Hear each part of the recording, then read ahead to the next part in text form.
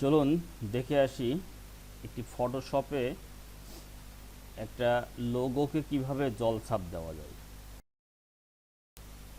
প্রথমে Photoshop open করে নেই। ওপেন করার পর একটা পেজ নিয়ে নেব, A4 সাইজের বা ইচ্ছা মতো যে কোনো একটা পেজ নেওয়া যায়।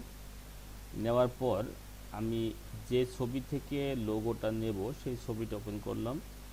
ওপেন করার পর এই ছবিটাকে ধরে নিয়ে আমরা আরেকটা পেজে নিতে পারি বা একই ছবির উপরেও কাজ করতে পারি। আমি আপনাদের সুবিধার জন্য ছবিটাকে নতুন পেজের উপরে নিয়ে নিচ্ছি। নিয়ে এখান থেকে ছবিটা একটু বড় করে নেই।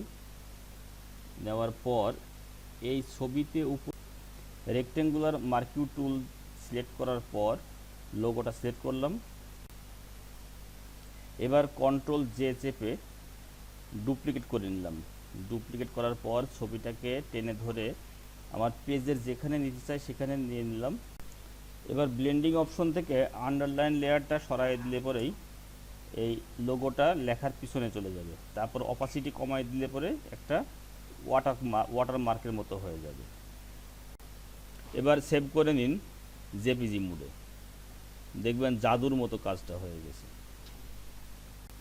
এভাবে যে কোনো লোগো ইচ্ছা মতো ওয়াটারমার্ক হিসেবে ব্যবহার করা যাবে।